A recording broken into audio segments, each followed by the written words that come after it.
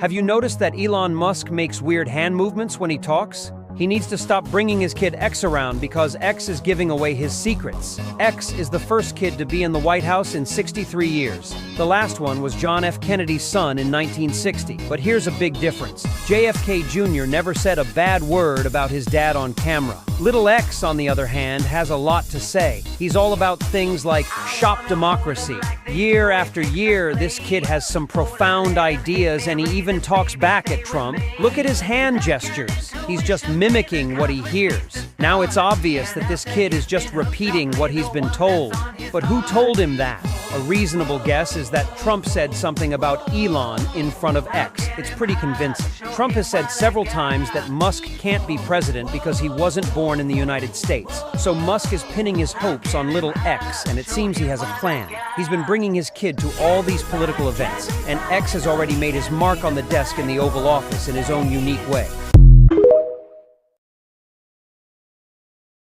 Jesus, aka Yeshua, right? Yeshua is a real person, or was a real person, because I've been to Egypt, you've been to Egypt. I don't know if you guys went to Coptic Cairo after I left to see the house where he actually slept in, which is now a Coptic church. So, and also the entire path that he took through Egypt, staying from home to home, is all there documented, well documented in Egypt. So he disappears from the Bible at the age of 12, and he goes on this journey. He goes to Tibet to learn Reiki healing and Qigong. He goes to India to learn the mystic arts. And then all the way back, he's teaching reincarnation. This is in the Gospel of the Holy 12, which was withheld from the biblical canonized Bible. And so you're talking about a person that had a high vibration that may even have been an avatar himself. You know, could he even be Thoth, right? Could he be Hermes, come back in a different way? Instead of transferring to another body, say, you know, I'm going to come back through the womb this time. Now, some of the words that Jesus spoke, I believe, were remixed and changed because the Bible was not written in real time.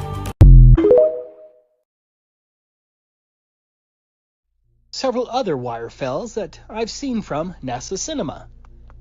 Maybe you remember this one from NASA Cinema, where you can see the wires unnaturally lifting the back of the astronaut's shirt, just like Buster Keaton. Yeah, I'm sure that's just perfectly normal space bum bulging that just seems to match wires and harnesses. How about this one, where the astronaut on the right in the USMC shirt actually grabs the other astronaut's wire? When he grabs this invisible object, it pulls the astronaut's shirt in a very strange way. That really looks like Buster Keaton, doesn't it? I also love this one, where the astronaut is hanging upside down, and the other astronaut on the right side pushes a button or something on the wall, which causes one of the wires attached to the shirt of the astronaut on the left to release. I guess he got tangled up when they were playing acrobats.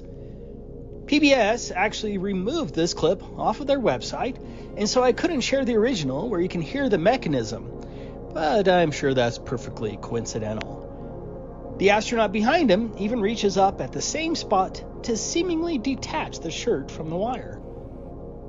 Of course, you can't forget this one where it looks like the astronaut flying in the back is wearing some sort of harness. I guess that's just an everyday astronaut harness that they like to attach to their butts for some made-up science reason. This astronaut seems to twist funny, like the wire is malfunctioning, and then she starts to fall before NASA cuts away. Buster Keaton comes to mind when watching that strange twisting. This is a great one where you can actually see the reflection of the wire. The reflection of the wire matches perfectly with the astronaut's movement, and it matches the bulge on his shirt. That's a classic Buster Keaton fail. This one is also hilarious as the actor from NASA accidentally gets the microphone wire tangled with her harness wire. Notice how the microphone wire is caught on something invisible, and then she has to use her other arm in a strange way to detach the microphone wire from the invisible object behind her. Is there any other evidence that NASA uses wires to fake space? How about this clip from an old video of mine? This company, called ZFX, which specializes in wires, stages, green screens, and performance flying. It actually looks like a pretty fun job. But you should go and check out their client list, and look who's there.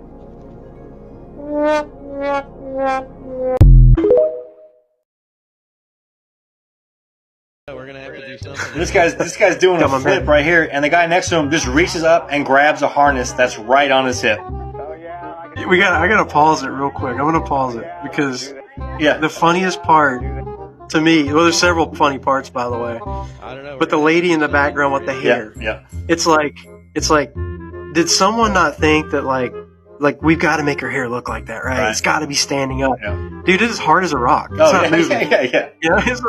It's like we must be in space. Look at her hair. Like obviously, there's this thing called hairspray. So here goes this guy doing a backflip, and then gravity just like gravity goes away. He must have found a pocket. Gravity goes away and he fell. Yeah. Or he got caught up in that harness he's wearing. Here comes the one with Senior. In the background. Holy hell. And it's obviously a guy filming with a green tennis ball in front of a blue screen. Right. Clearly, I mean, it's not even... And then here's a clip of what they turned it into. Here's his water particle. Yep. Wow. This guy just disappears like, makes sense. Yeah, I'm good to go. Hey, I gotta go. Yeah, what we got back there? Another green screen? And this guy... The ones where they're doing the... he's hanging his shirt. Like, you can see, like... It's not even good. You can clearly see the artist. It's like if you take your hands right now and you grab your shirt and you just pull out. Like it's... This one's my favorite right here. The guy goes to reach for... Yeah, what a doofus. But watch their thing at the end. I think this guy's always in it, man. He's the biggest clown, He's the worst. Like, they gotta be like, hey, Bob, we gotta get you out of here, bro. Like, you're blowing our... Look at this. Let me reach up there. Oh, wait. Oh, kung fu. Here, I'm gonna pause it real quick. So we have to. We gotta expand. So I imagine this guy in the green that's doing this flip. Like when they're practicing, they're like, "Oh, this guy's got the shit, man. He nails every flip, and you can never tell, right?" So he's like the practice king of flips. But then whenever they go to film it, he gets nervous and he spoofs it up and grabs his harness because he is the most. He's Ray Finkel. Terrible, man.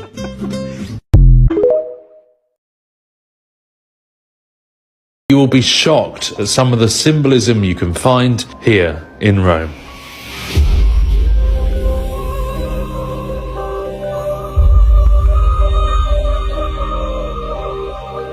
But can you believe people are sitting here thinking they're worshipping in a Christian church? That is awful, and the fact you're sitting...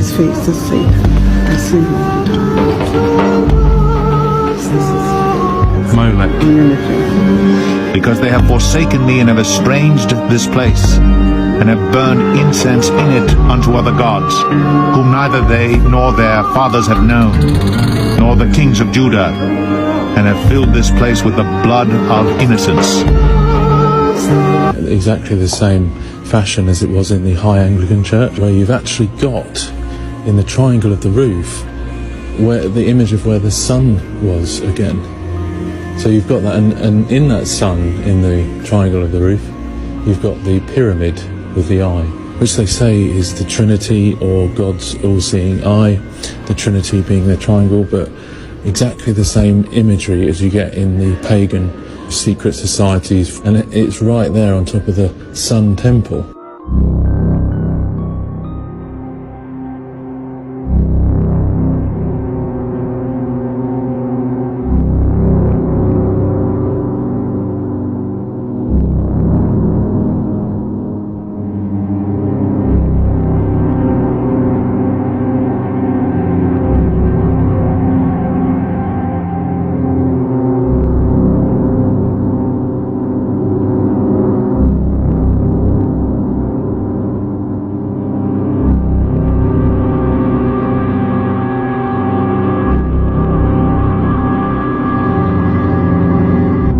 So, as always, notice the veneration of Mary, or the goddess Diana, that goes on here. In these images, the goddess Diana can be seen standing on the moon. And in some in particular, she's not only standing on the moon, but she's also trampling on the head of the serpent, which is not the prophecy that was given in the book of Genesis. The Latin Vulgate renders it so Mary is the one trampling on the serpent. But as we know, in the book of Genesis, the prophecy is that Jesus Christ would be the one to trample on the serpent. And this veneration of the Mother Goddess is all around here. You've got the A and the M combined together to represent Ave Maria or Hospice Maria. And those two letters combined form IXXI, which is Roman numerals for 9/11.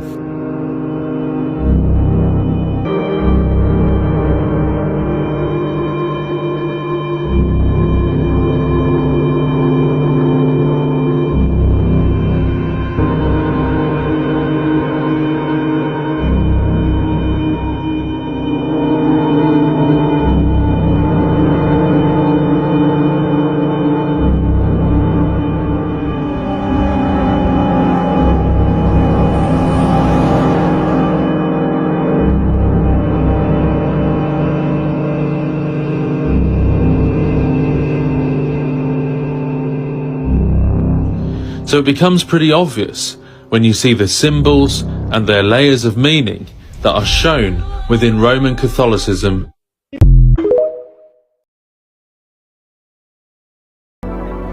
Clint. Look at that sky. Oh, guys. All right, now take it in, guys. Look, look, look. See the curvature of the earth.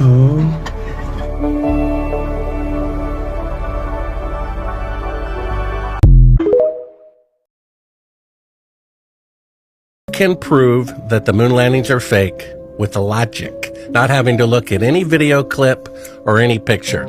Today, with 5 decades better rockets and computers, the farthest that NASA can send an astronaut into space is only 1/1000th the distance to the moon. So what they're really claiming, Danny, is that back in 1969, when all of NASA's computers combined had 1/1,000,000th the computing power of a cell phone, they sent astronauts ahead of schedule on the first attempt 1,000 times farther than they can do today with 50 years better technology. So what they're actually saying is, for the first time in the history of the world, technology was greater in the past than in the future, which is impossible, which means they faked it. It's amazing. The truth is right there. And people have made a god out of this, and they refuse to see the truth. They did fake the moon landing. That's a fact, whether people realize it or not. Today, with 54-year better rocket designs and computer designs, the farthest that NASA can send a rocket with an astronaut into space is 1/1000th the distance to the moon. That's why they're sending mannequins to orbit the moon that can't even land, because they would die from the radiation. Most people don't know, which is above the Earth, starting at about 1,000 miles and extending about 30,000 miles, is a huge band of radiation that astronauts would have to go through to the moon and through again back. The technology for an astronaut to go through it to the moon and back and survive has yet to be invented. They had 1/8 of an inch of aluminum. Now, when you get a dental x-ray, they use 1/4 inch lead. And so that's for 1/24th of a second. They would be in that for an hour to an hour and a half going to the moon, and an hour to an hour and a half coming back. What if I told you that we never landed on the moon in 1969? This isn't just speculation anymore. The evidence is overwhelming. Here are 5 undeniable facts that prove the Apollo moon landing was staged. And stick around, because the last one might be the biggest cover-up in history. Number 1, the impossible computer. The Apollo guidance computer had 4 kilobytes of RAM and ran at 0.043 megahertz, weaker than a pocket calculator.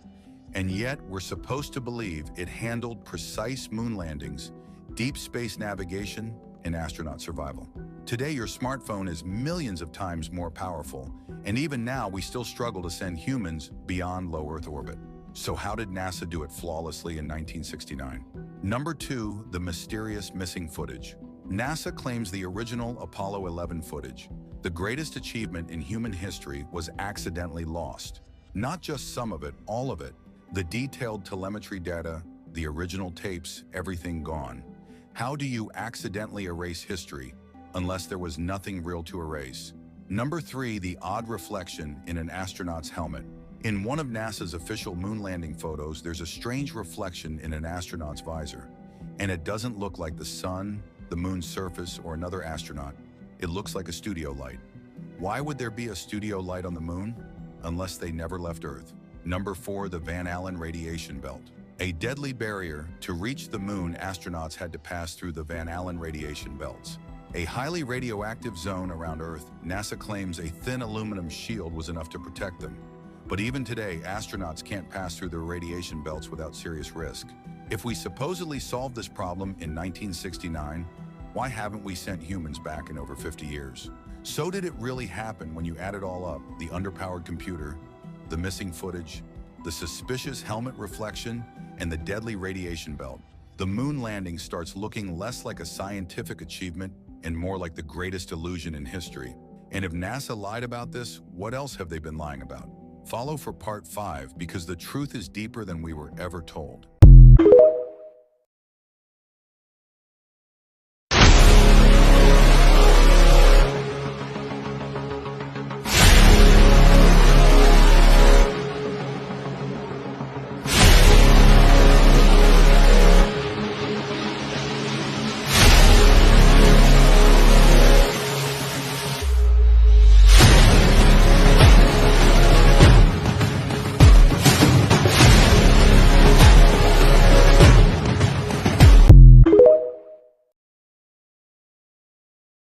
When it comes to the faking of space, this footage is one piece of footage I cannot get enough of, and I will think is funny till the day I die, honestly. This is real footage that was aired on CBS that was supposed to be them in outer space. I mean, it's just ridiculous. They've been lying to us for a long, long time. And come on, you can't look at this and tell me that you think this is real. So obviously this is a lie. And this is, yeah, of course, NASA. So obviously NASA lied. How can you trust a place that's been lying? I mean, let's just say for fun that the moon landing was real. Well, in 1966, they did this. And I'll tell you what, this doesn't look real, so they must have lied about this. But of course, you know, this is real. It is. Just because it doesn't look real, and I don't think it is real. So, ladies and gentlemen, of course, you know this video is just my opinion, but, you know, I'd like to know what you all think.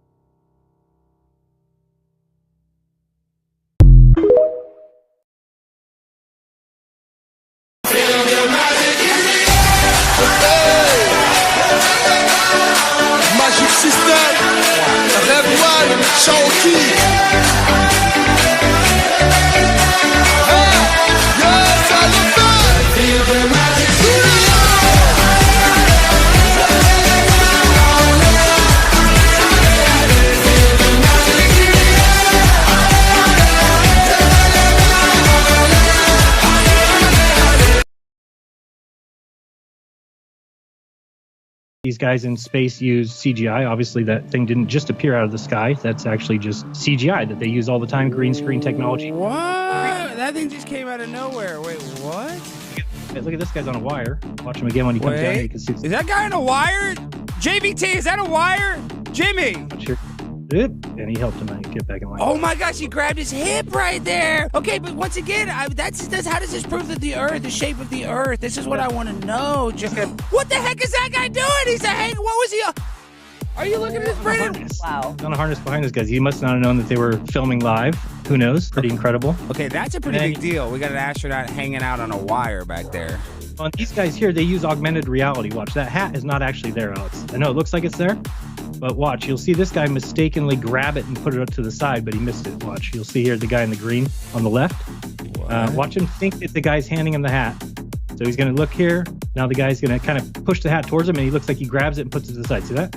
Oh my gosh, he didn't get the transfer. No. So they're using augmented reality. They're using green screen, CGI.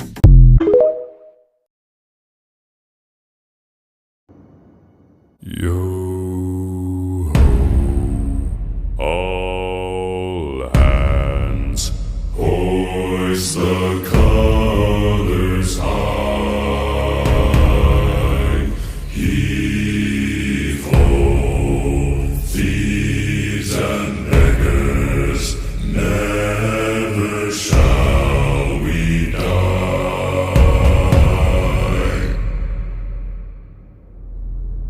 Now some have died and some are alive, and others sail on the sea with the keys to the cage and the devil to pay. We lay to Fiddler's Grave. Yo. The Truth Hidden in Movies, Part 4. The movie we're going to talk about today is a brand new Netflix movie by the name of They Clone Tyrone. The movie really messed my head up because it showed us a lot of what's going on in the world that our everyday people would turn a blind eye to. The cloning part of the movie was only scratching the surface of what was actually going on. There's things along the lines of mind control, human experimentation, and even secret organizations putting carcinogenic chemicals in our everyday items. The movie gets hella deep, so I'm about to show y'all these clips and y'all let me know what y'all think about it in the comments. Subscribe to my YouTube for more content.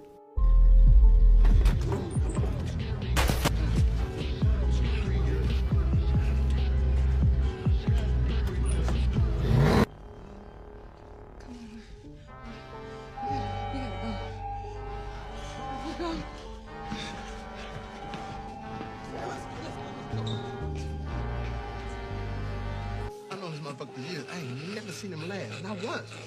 I ain't never seen him laugh. Never seen you laugh. Yeah, I ain't seen him laugh once.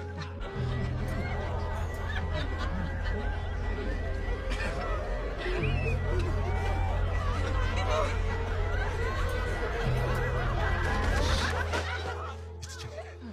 It's the Captain Chicken.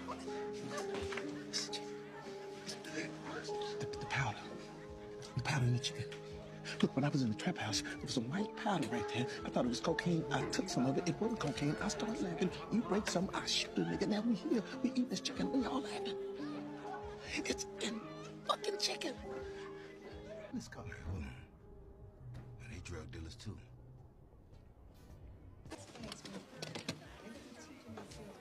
Oh, these devious motherfuckers. To him. I'm serious, okay? At this point, I'm using my gas. I bet this shit in everything.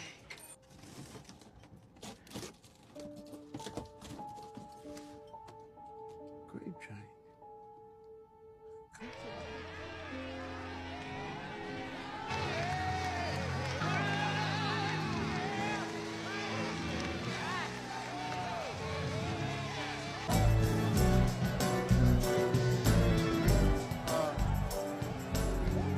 I ain't been to church in a while.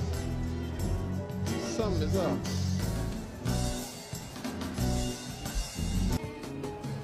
There's a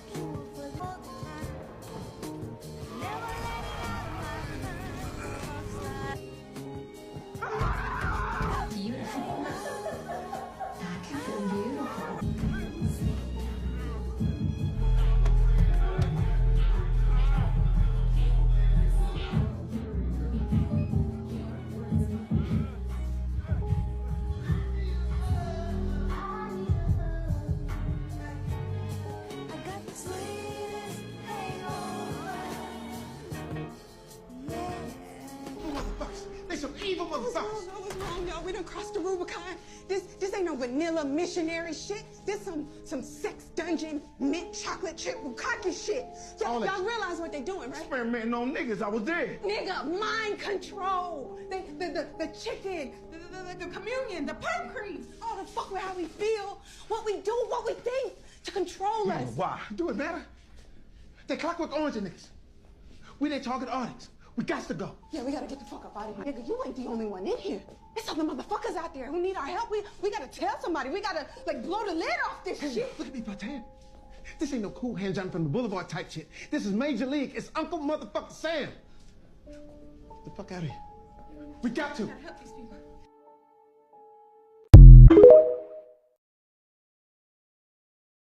Do you know these are the cryptocurrencies I'm going to invest in for 2025? Let me share them with you. First up, I'm looking at Chainlink. It's a network that helps smart contracts get real-world data, like weather updates or stock prices. It's super important for decentralized finance apps, and I think it's going to grow a lot. Next is Polkadot. What makes Polkadot special is that it connects different blockchains, allowing them to work together. As more people start using different blockchains, Polkadot will be key in making sure they all communicate. So I see a lot of potential there. For number 3, I'm going with Solana. It's fast and cheap to use with low fees and high-speed transactions. I think it's going to be a major player, especially as the demand for fast, efficient transactions keeps growing. Coming in at number 2 is Ethereum. It's the leader in decentralized finance and NFTs, and with its big upgrade to Ethereum 2, one believes it'll keep getting stronger and stay at the top. And of course, number 1 on my list is Bitcoin. It's the OG of crypto, and it's trusted by so many people. As more companies and institutions start using it, Bitcoin will continue to grow in value.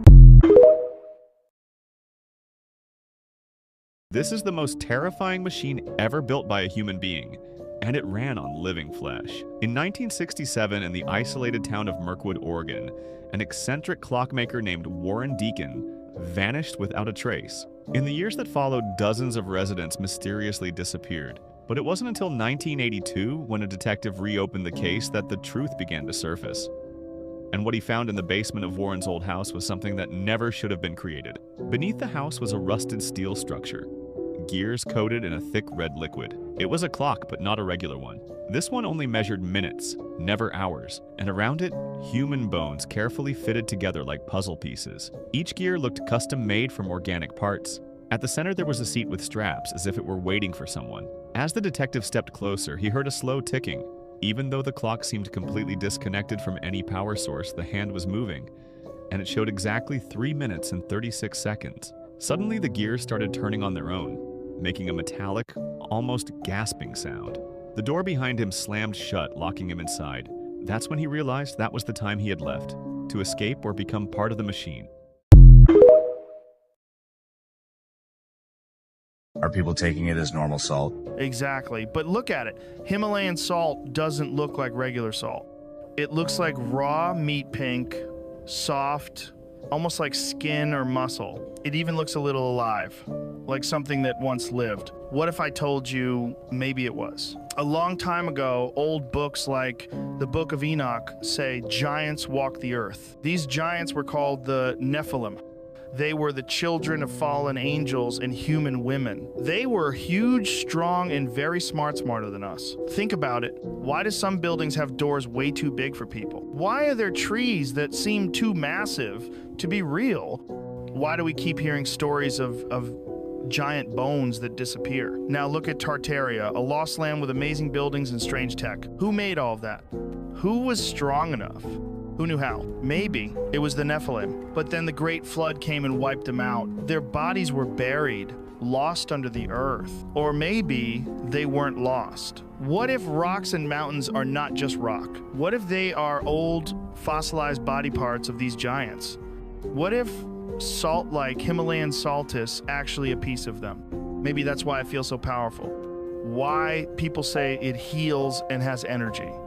Maybe it's not just salt. Maybe it's something more. This is just a theory, not a fact. But it really makes you wonder, doesn't it? Zoomed in on things that should be behind 60 feet of curvature or more, and I could see them. So I immediately defaulted to, well, the Earth is just bigger. The curvature formula is wrong. And then when I went and verified these things, we can see too far. And then everything else started falling into place. Like water needs to be contained. What the science of water is, water at rest lies flat. And it needs to be contained. A pond, it has a shoreline that's higher than the water, right? Lower some of that shoreline and the water will flow away because it needs to be contained. So the world is like a big pond. All of the oceans of the world, think of it as a pond. All of the continents, think of them as just islands. And what's containing our pond? Well, the highest land on Earth, by more than double the next average height of any continent, is Antarctica. Antarctica is more than double the height of any other continent on average. So Antarctica is the shoreline around our world. Well, how do you explain when they go up in space and look down and the Earth is a globe? Yeah. So NASA admits they don't have any photos of Earth. They say they're all put together in composite. The one picture that showed up was called, on everyone's iPhone, when the iPhones came out, was called the Blue Marble. And Robert Simon, who's a NASA visual artist, explained in an interview that he made it all from data. And he used Command Z a lot. And he stamped clouds in there using the same clouds multiple times. And he literally made it in Photoshop. And he admits it. NASA admits they don't have any real photos of Earth other than one that was taken from the moon in 1972 or whatever year it was. And that's called the Blue Marble. I forget what they call that one. But we took that picture that NASA took right off their website. We put it into Photoshop and we cranked up the levels, and the Earth had a box around it. Like it was cut and pasted right in there from NASA's website. Yeah. Well, why would they want us to believe that it's round? There we go. We're already there. That's a very good question. That's where we all default to. And we'll get into that more. But the reason they want you to believe you live on a ball is because they're hiding who we truly are. They're hiding more resources. Think about this. Every war, what is that about? Land, resources, power. Ports. Right? What if there's more land? What if they tell us there's 8 or 9 continents or whatever the number is now?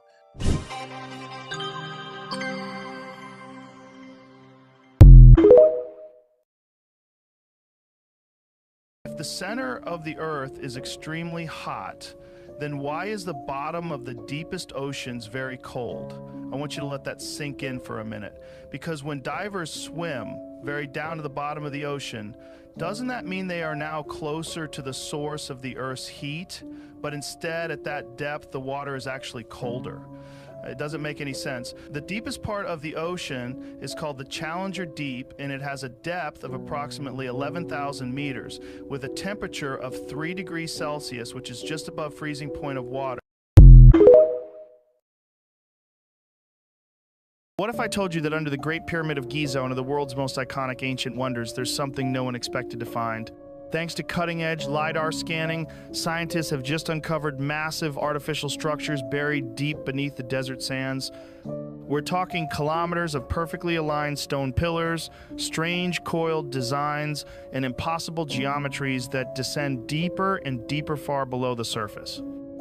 These formations aren't random, they're symmetrical, they're engineered, and they stretch down at least Kusada meters width, signs of even more chambers hidden below. Jay Anderson, a leading tech analyst, reviewed the data and confirmed this is not a natural formation. The patterns, precision, and complexity suggest advanced construction techniques that defy everything we know about ancient Egypt. This isn't just another conspiracy theory, this is real. The data is crystal clear. But what truly shakes researchers is this: the level of technology needed to build this simply didn't exist back then. At least, not according to history books. Could this have been some kind of ancient machine, an energy source, a vault from a forgotten civilization? We don't know yet. But what's buried beneath the Great Pyramid might not just change archaeology, it could rewrite human history as we know it. And that's what keeps people up at night.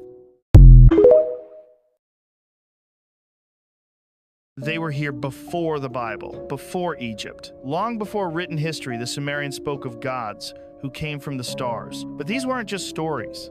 According to the oldest known tablets ever discovered, beings called the Anunnaki descended from the sky. Their name literally means those who came from above. These weren't angels. They came in flying ships. They brought knowledge, power, and an agenda. Many believe they came from a hidden planet, Nibiru, one that only nears Earth every 3,600 years. And when it does, everything changes. The tablets claim the Anunnaki created mankind not out of love, but necessity. They mixed their own DNA with primitive hominids to create a worker species, us. Why? To mine gold, not for wealth, but to repair their dying atmosphere. These ancient texts speak of giants walking the earth, of divine rulers who passed down bloodlines that still control us today. It all sounds like myth, but here's the question. Why do these same stories appear in nearly every ancient culture, from Mesopotamia to Mesoamerica? If the Anunnaki were just legend, why does the entire world remember them? This woman discovered a weird code that could bend reality. She used it for 30 years and had an insanely high success rate. This is Helen Hadsell. She passed away in 2010, but she was accused of being maybe a scammer, or she had some type of illegal thing going on because of how many times she would win prizes. She won over 1,000 different prizes, and one time she even won a house. She won all this from entering contests in newspapers or magazines. But this wasn't just luck. She had a very specific system. It was a 4-letter formula called SPEC, which meant select it, project it, expect it, and collect it. She wrote a book on it called The Name It and Claim It Game. She would always say, see your success vividly in your mind. She would imagine hearing her name called, holding the prize in her hands, experiencing the emotions of winning. She would visualize that continuously. Helen believed you had to expect your success, not hope for it, because hope means uncertain and doubt blocks manifestation. Her philosophy was the universe rewards actions, not daydreams. In 1969, she manifested a house, entered a contest for it. Out of the tens of thousands of entries, hers was chosen. She visualized it every single day until it was hers.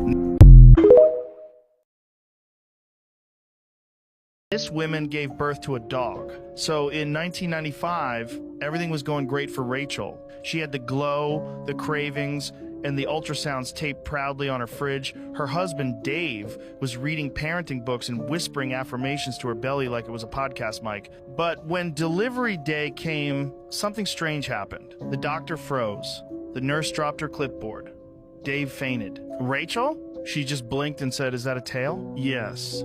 A tail because instead of a baby, out came a golden retriever puppy. Wet, fluffy, and somehow already wagging its tail. The hospital went silent for 5 full seconds before the puppy barked and licked Rachel's face. Congratulations, the doctor finally muttered. It's a boy, I think, and definitely a dog. Rachel named him Charlie.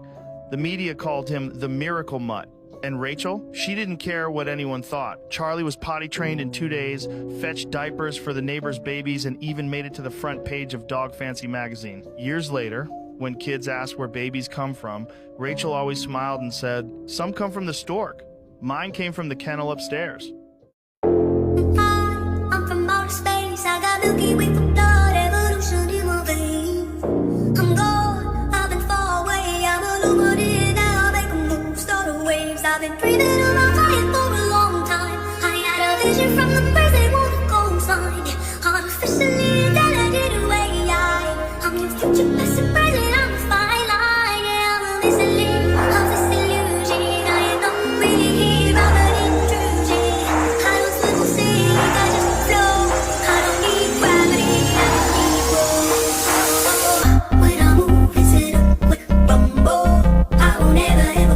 Never stumble, and I don't need to be humble. Break down walls like Jericho crumble. When I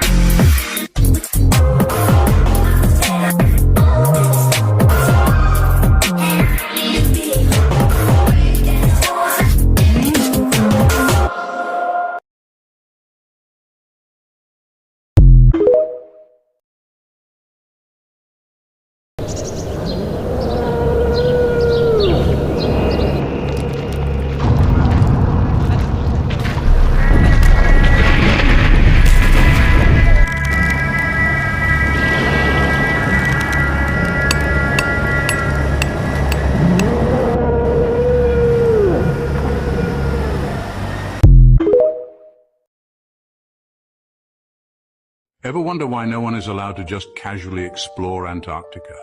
Since 1959, all the world's superpowers, who can't seem to agree on much, came together and signed this one unbreakable agreement. It essentially says no country can claim Antarctica, and no one can just go exploring there without permission. That's right. Even today, it's strictly off-limits to anyone except for tightly controlled scientific research under serious supervision. Therefore, why are there such stringent rules on a frozen wasteland? What precisely are they concealing behind the ice? This is where things get even more puzzling. Captain James Cook, a well-known explorer, attempted to circumnavigate Antarctica 3 times, not just once, not twice. He covered over 60,000 miles attempting to find a way through, and guess what? He didn't. What he found instead were massive ice walls, towering as high as 200 to 300 feet, stretching endlessly around the entire landmass. He never discovered a way beyond them. Now think about this for a second. If Antarctica is just an icy desert at the bottom of a globe, why are there such enormous, impenetrable ice walls there? And why is the one place on Earth that's governed by an unbreakable treaty, one that no country has ever violated, also the most restricted? It's almost as if there's a massive border, a natural wall protecting something beyond the ice. This brings up the bigger and more important question. What if Antarctica isn't just a land of snow and penguins? What if it's the edge of something much larger? Let's dig deeper. Many flat earthers believe that these towering ice walls are actually the edge of our world. They are more than just walls. They are the ultimate boundaries, keeping everything inside and preventing anything or anybody from leaving. And that's why ships don't fall off the edge of a flat Earth. They're held in by these massive, impenetrable ice walls. But it's not just ships. Planes aren't allowed to fly over Antarctica either. Why? What are they really hiding beyond those walls? Let's connect some dots. Captain Cook's journeys were just the beginning. Since then, exploration in Antarctica has been minimal, and the narrative is controlled by governments and a handful of scientific agencies. This is the only place on Earth with such tight regulations, and the only global treaty that has never been broken. Even countries with long-standing rivalries and conflicts, like the United States and Russia, have adhered to this treaty without fail. Ask yourself this: how likely is it that all the world's powers would agree on something as simple as protecting penguins and icebergs? What if there's something more behind this unity? What if Antarctica is the key to understanding the true nature of our world? The idea that there's an entire landmass we're not allowed to explore freely should make you curious. Why don't we hear more about this in the news? Why do no tour operators offer visits to view these so-called ice walls? The more you think about it, the stranger it seems. So, could Antarctica be the ultimate border of a flat Earth surrounded by walls of ice that keep us in? The evidence certainly makes you think. If you're ready to dive deeper into these mysteries, don't stop here. There's a lot more to uncover. Be sure to check out more videos on this page. Stay curious, legends. This is just the tip of the iceberg. And share this video with a friend who still believes the Earth is a spinning ball. This is for entertainment purposes.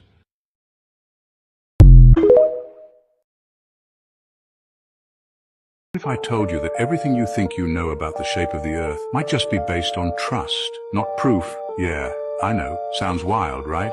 Here's the thing. We've been shown animations, CGI, and textbook diagrams our whole lives. But how many real photos of Earth, like legit untouched ones, have you actually seen? Not many, huh? And the ones we do see, always from agencies with billion-dollar budgets, fisheye lenses, and questionable motives. Now imagine this. Regular folks, not scientists, not astronauts, have sent weather balloons way up into the sky using just normal cameras, no distortion, no filters. And what shows up? A flat, level horizon stretching out endlessly in every direction. No curve, just flat. Exactly what your eyes see every time you look out of a plane window. Speaking of planes, ever notice they're called airplanes, not air globes? They fly straight. They don't dip downward to follow the curve. If the Earth really curved, 8 inches per mile squared, pilots should be constantly adjusting downward to avoid flying off into space. But they don't, ever. It's straight flight all the way. And before you roll your eyes, I'm not saying believe me, I'm saying believe your senses. The ground doesn't feel like it's spinning 1,000 miles per hour. Water doesn't stick to a ball. And the horizon? It always meets your eye level. Always. So maybe the real question isn't what we've been told. It's why we've been told it. What if there's more to the story? If your curiosity just kicked in, tap into more mind-blowing truths like this on the page. Let's question everything, together. This is for entertainment purposes. Okay, yes. We are bored. We're all bored now. But has it ever occurred to you, Wally, that the process that creates this boredom that we see in the world now may very well be a self-perpetuating, unconscious form of brainwashing created by a world totalitarian government based on money, and that all of this is much more dangerous than one thinks, and it's not just a question of individual survival, Wally, but that somebody who's bored is asleep, and somebody who's asleep will not say no? See, I keep meeting these people. I mean, just a few days ago, I met this man whom I greatly admire. He's a Swedish physicist, Gustav Bjornstrand, and he told me that he no longer watches television, he doesn't read newspapers, and he doesn't read magazines. He's completely cut them out of his life because he really does feel that we're living in some kind of Orwellian nightmare now, and that everything that you hear now contributes to turning you into a robot.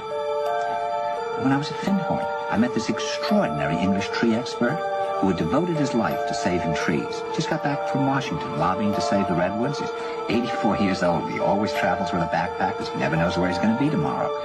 And when I met him at Findhorn, he said to me, "Where are you from?" And I said, "New York." He said, "Ah, New York, yes, that's a very interesting place.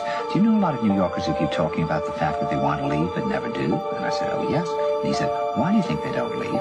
I gave him different banal theories. He said, "Oh, I don't think it's that way at all." He said, "I think that New York is the new model for the new concentration camp, where the camp has been built by the inmates themselves, and the inmates are the guards, and they have this pride in this thing they've built. They've built their own prison, and so they exist in a state of schizophrenia, where they are both guards and prisoners, and as a result, they no longer have, having been lobotomized, the capacity to leave the prison they've made, or to even see it as a prison." And then he went into his pocket and he took out a seed for a tree and he said, "This is a pine tree." He put it in my hand and he said, "Escape before it's too late." See, actually for 2 or 3 years now, Chiquita and I have had this very unpleasant feeling that we really should get out.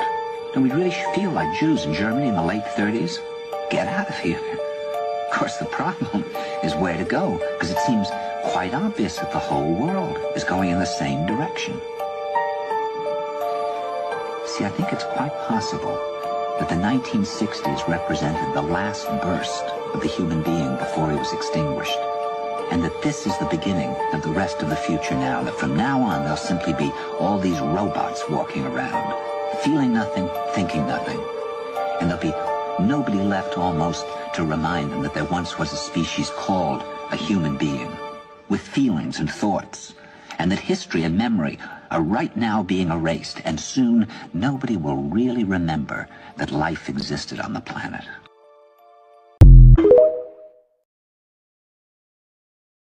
This is the best flat Earth proof. The moon's light isn't what you think. Spoiler, it's not reflecting the sun. Let's dive into the cold, hard truth. Why does moonlight feel chilly? If it's just bouncing sunlight, why doesn't it warm the ground like the sun? Ever touched moonlight? Exactly, it's cold. And why can you see the moon during the day if it's just reflecting? Science says reflection, but the math's fishy. Sunlight's 93 million miles away. The moon's brightness doesn't add up. Something's way off. Flat earthers say the moon emits its own unique light. Call it cold light. Think of it like a glow-in-the-dark sticker, not a mirror. The phases, they're caused by a shadow object, maybe another celestial body we're not told about, blocking parts of the moon. Or maybe the moon's just small and local. Either way, NASA's story crumbles. Grab a flashlight and a mirror. Shine it. Notice how dim the reflection is. Now look at the moon. It's brighter than it should be if it's just reflecting. And shadows under moonlight? Sharper than under sunlight. If it's reflected, shadows should be blurry, but they're not. Mind blown. Ever seen a lunar eclipse where the moon turns red? Flat earthers say it's the shadow object passing by, not Earth's shadow. NASA's scriptwriters missed that plot twist. If your brain's doing backflips, smash follow. Stay curious, stay skeptical, and keep questioning everything. This is for entertainment purposes.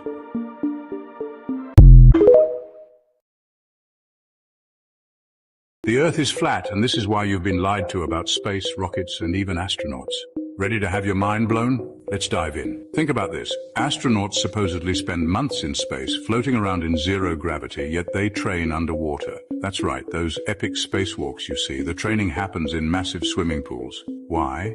Because water is the closest thing they can simulate to weightlessness. But here's the kicker. If they're so focused on space, why are they spending all their time underwater? Some say it's because they're not studying space at all. They're perfecting underwater movements to create convincing CGI footage. And what about those spacesuits? They claim they can last 68 hours in the vacuum of space, but scuba divers with their advanced oxygen tanks barely get an hour underwater. You're telling me the technology that struggles to keep someone alive for an hour can suddenly work flawlessly for days in outer space? Sounds fishy. Here's where it gets interesting. What if the entire narrative of space travel is just a smokescreen? Some theories suggest that what we call space is actually water. Above us might not be the infinite void of the universe, but the firmament, something separating us from what's truly out there. And rockets? Ever notice how when they launch, they don't actually shoot straight up?